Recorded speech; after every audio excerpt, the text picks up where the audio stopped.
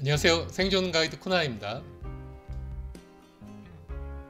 네, 이번에 전국적인 대형 사고가 났죠. 다음 카카오의 이 서버실 화재로 카톡이나 다음 포탈 또 메일 같은 것들이 접속이 안 됐습니다. 3일 전 이 토요일 오후에 서버가 있는 판교 데이터 센터에 작은 화재가 났고요. 마비 사태가 시작이 됐는데 메일은 3일째인 지금까지도 여전히 접속이 안 되고 있습니다. 그 외 카톡을 이용하는 많은 금융, 배달, 교통 쪽 서비스들이 문제가 있다고 하는데요. 5천만 전 국민이 쓰는 연락 앱인 실제 국가 기관망이라도 할 수가 있는 카톡이 안 돼서 전국적으로 대혼란이 생긴 거죠. 이 포털의 데이터 센터는 이용자들의 각종 정보를 저장을 하고요, 또 관리를 하는 온라인 서비스의 심장과 같은 공간이죠. 4년 전에도 서울 아현동에서 KT망이 끊기면서 인터넷과 전화 불통 사태가 났었고요. 작년 여름에도 부산에서 KT 통신망이 끊겼었죠. 이때도 협력업체 직원 혼자서 월요일 점심때 가장 붐빌 때 제멋대로 서버 점검 작업을 하다가 문제가 생겼고, 이게 주위로 연쇄적으로 파급이 되면서 통신 마비 사태가 났습니다. 큰 사고나 재난에서 이렇게 황당한 원인이 의외로 많이 있습니다.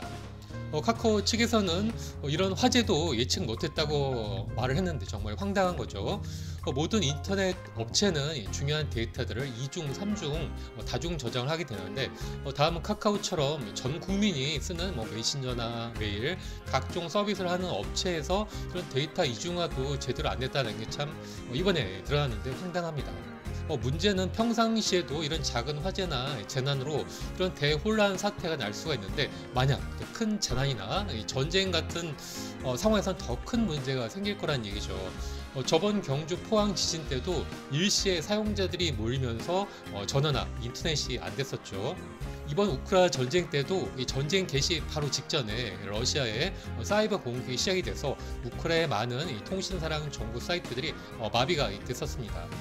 전쟁 개시 전에 적의 인터넷과 통신망을 먼저 공격을 해갖고 붕괴시키고 대혼란을 일으키는 거는 기본 작전인 거죠. 지금도 북한의 도발이 거의 매일같이 이어지고 심해지는데, 여러분들 만약에 이 비상사태를 대비해야 합니다. 어느 날 갑자기 뻥 터지면서 SNS랑 이메일, 또 금융거래도 못하고요, 또 나의 중요한 저장한 데이터들도 한순간에 날아갈 수가 있는 거죠. 현대는 초연결 사회라 개인의 모든 신용 정보들이 날아가게 되면 정말 복구하기 힘들고 큰 피해인데요.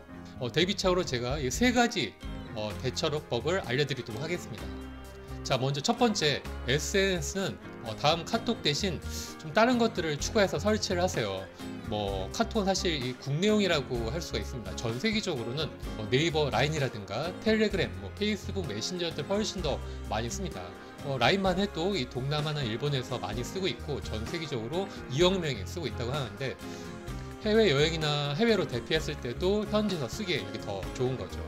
여러분들도 다른 메신저를 비상용으로 보조 설치를 하시고 최소한 가정용으로 이제 쓰면서 기능을 알아두셔야 되고요. 그리고 큰 재난이나 사고, 전쟁 시에 카톡이 갑자기 안 될 때 다른 메신저로 빨리 연락을 해야 합니다. 두 번째로 다음 메일이 아직도 접속이 안 되고 있는데요. 저도 업무용 메일을 못 보내서 좀 난감한데요. 중요한 메일 주소는 꼭 따로 노트에다 적어 놓고요. 다음이나 네이버의 메일 같은 것들은 중요한 메일들을 따로 이것만 파일로 백업을 해 놓아야 합니다. 이 USB나 외장 하드에다가 빼서 안전 보관을 하는 거죠.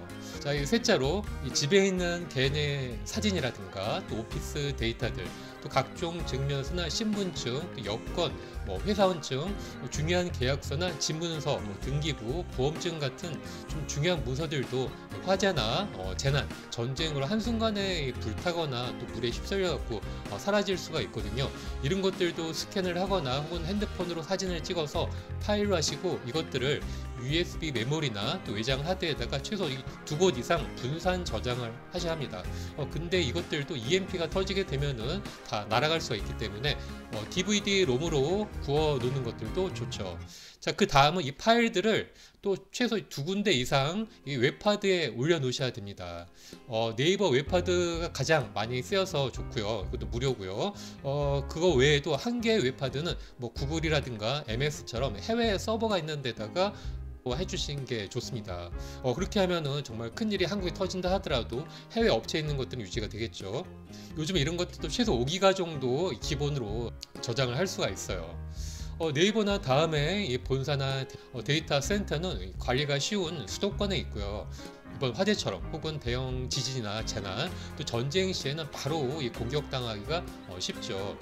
이메일과 SNS 외에 나를 증명한 각종 서류나 데이터 같은 것들도 그냥 집에 PC나 휴대폰 안에만 저장하지 마시고 위에 알려드린 것처럼 다중화해서 여러 곳에 분산 저장하셔야 됩니다.